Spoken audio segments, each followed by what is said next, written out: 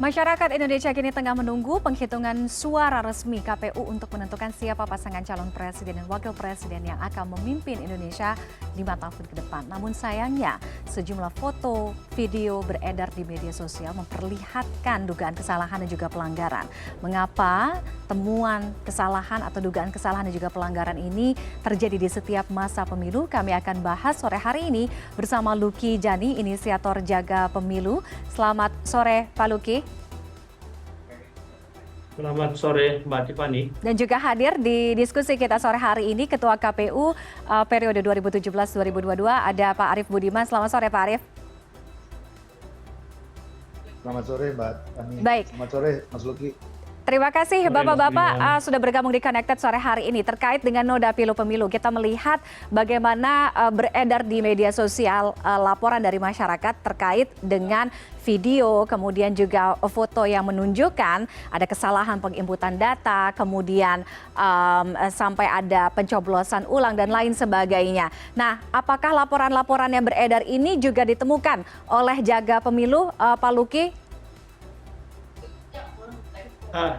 Iya betul sekali. Jadi mulai dari hari pencoblosan hingga hari ini laporan dari masyarakat yang masuk terkait dengan masalah atau kendala teknis administratif pemilu itu melonjak. Ya. Dan dalam 2 hari terakhir ini kami kemudian bahkan menerbitkan hampir 300 laporan terkait dengan masalah di hari H dan paskanya, yaitu pada saat proses perhitungan. Dan memang didominasi oleh masalah perhitungan, tapi juga didominasi oleh masalah sistem IT yang dibangun oleh KPU. Oke, Pak Luki, mengapa Jaga Pemilu melihat masih ada kesalahan administratif yang ditemukan seperti ini? Kan kita tahu bahwa di TPS ada double layer nih, ada saksi, ada aparat, artinya pengawasannya cukup baik gitu, tapi masih ada kesalahan administratif seperti ini.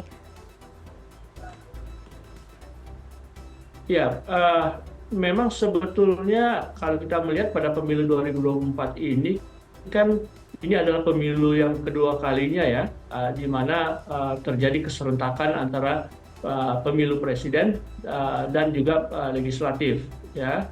Dan yang pertama kan dimulai pada masanya Mas Arief Budiman menjabat menjadi Ketua KPU.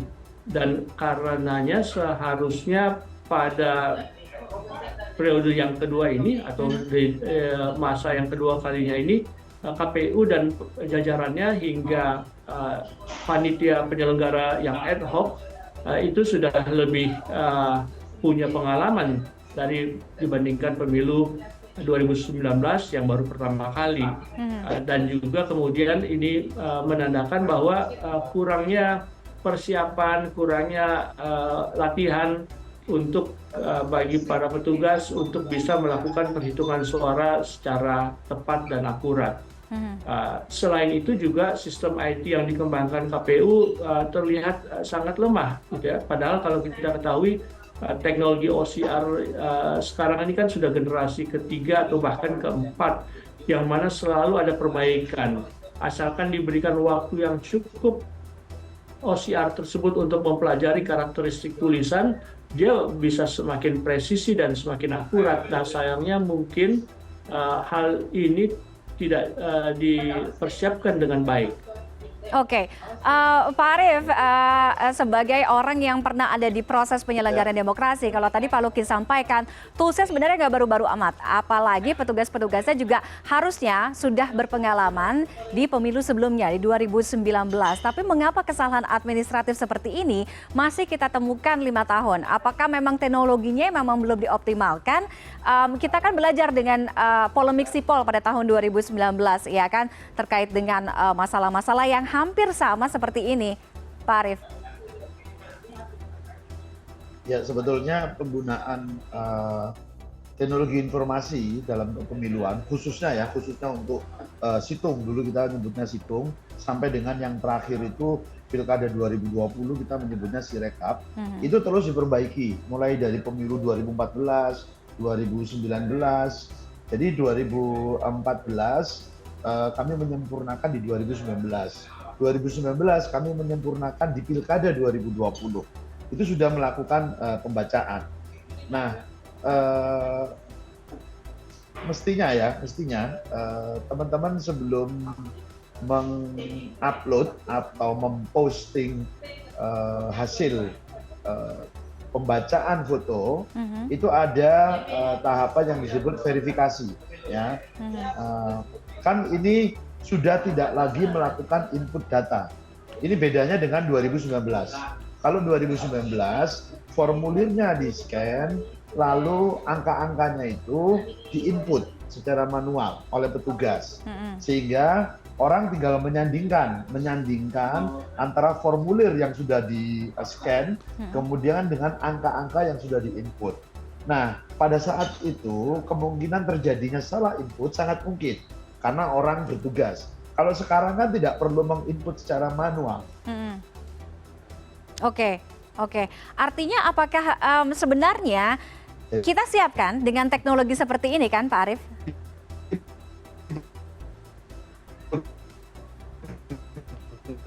Difoto, dikirim, maka sebetulnya ketergantungan sistem aplikasi yang dipakai. Kalau dulu kan mengandalkan input data manusia, ya. Kalau sekarang itu mengandalkan aplikasi yang digunakan, akurasinya, ketepatannya, kecepatannya, kemampuan menyimpan datanya. Gitu. Nah, memang teman-teman sebetulnya saya nggak tahu ya, ketika terjadi perbedaan antara yang diformulir di foto dengan angka numerik hasil bacaannya, itu apakah mereka juga punya sistem early warning system lah. Jadi mereka mengingatkan, loh ini kok dibacanya salah misalnya. Itu kan kelihatan dari jumlah-jumlahnya misalnya. Misalnya di dalam satu TPS maksimal pemilihnya berapa? 300, 500, tetapi ketika angka itu melampaui 300 atau 500 misalnya, maka akan terlihat di situ ada warningnya, gitu loh. Tapi kan kalau melihat sekilas ini kan sepertinya tidak ada itu ya. Saya nggak tahu karena memang ketika aplikasi ini dikembangkan, mohon maaf mungkin ini terjadinya pada saya mungkin. Kami masyarakat sipil sepertinya kurang sering dihadirkan untuk memberi masukan atau dilibatkan dalam uji cobanya gitu ya. Kayaknya kan ini disiapkan juga dalam waktu yang sangat mepet gitu loh. Beberapa peraturan kan juga sangat mepet. Mungkin itu salah satu faktor yang mempengaruhi beberapa hal ini bisa terjadi gitu. Oke. Jadi yang paling poinnya adalah soal verifikasi itu, kemudian juga keterburuan dalam mempersiapkan aplikasi ini. Padahal sebenarnya aplikasi ini bisa sangat membantu dalam hal penghitungan, rekapitulasi suara dan masyarakat mengawal itu. Apakah ini tidak dipersiapkan dengan matang atau bagaimana Anda melihat ini? Dan berapa lama sebenarnya KPU bisa punya waktu untuk menyiapkan aplikasi atau penggunaan teknologi gitu digital yang bisa melakukan rekapitulasi penghitungan ini, Pak Arief? Ya, sebetulnya beberapa aplikasi kan pernah dikembangkan ya, dan dia membaca banyak aspek untuk mendukung akurasinya itu. Pertama misalnya kita lihat di isian dalam formulir itu ada dalam bentuk tally, itu tally-nya dibaca. Kemudian ada dalam bentuk angka, itu angkanya juga dibaca. Kemudian ada dalam bentuk OCR, itu bulatan-bulatan itu juga dibaca. Tapi kalau kita lihat di formulir yang sekarang saya nggak tahu apakah ada tulisan tangan yang juga akan dibaca misalnya. Itu tentu akan mempengaruhi tingkat akurasinya ya. Oke, akan mempengaruhi. Kalau sekarang yang harus dilakukan menurut saya sekarang, mudah-mudahan teman-teman penyelenggara punya, ini karena nggak pernah disampaikan secara terbuka ya tahapan-tahapan, atau mungkin saya tidak pernah mendengar ketika itu disampaikan. Harus lebih ketat ketika selesai melakukan potret dan sebelum diupload itu verifikasinya harus sudah tuntas dulu, sehingga ketika diupload sudah tidak ada lagi kejadian angka yang berbeda antara yang difoto dalam formulir dengan angka-angka numerik yang ditampilkan. Oke, baik. Saya kembali ke Pak Luki. Kesalahan administratif ini bisa berujung fatal. Apakah Anda melihat dengan kesalahan-kesalahan administratif dalam penyelenggaraan pemilu kali ini bisa saja melemahkan legitimasi hasil pemilu kali ini? Ya, tentu saja, terutama dengan semakin banyaknya beredar foto bahkan video terkait keanehan-keanehan yang terjadi baik selama masa perhitungan maupun pada saat masa transfer ke sistem Sirekapnya KPU. Dan kita ketahui bahwa kontestasi pemilu ini kan kompetisi yang boleh dikata panas ya, terutama untuk Pilpres. Karena kalau Pilpres kan winners take all ya, yang menang ya cuma satu pasang aja dari 3 pasang. Sehingga seharusnya masalah-masalah atau kendala-kendala administratif terkait dengan persiapan-persiapan teknikal itu bisa dipersiapkan dengan lebih baik gitu. Kalau saya tidak salah, mohon dikoreksi Mas Arief, anggaran untuk KPU menyelenggarakan pemilu 2024 ini berlipat dibandingkan penyelenggaraan 2019 lalu ya. Jika perencanaan dan kenapa Mas? 3 kali lipat lebih besar daripada yang terakhir ya. Apalagi itu 3 kali lipat lebih besar. Jadi seharusnya perencanaannya juga lebih matang karena tidak ada lagi masalah sumber daya budget gitu ya yang seringkali menjadi kendala. Nah, ini yang menjadi pertanyaan besar kita semua, kenapa di perhelatan Akbar 5 tahunan ini masih saja mengulangi kesalahan-kesalahan yang fundamental. Oke, baik.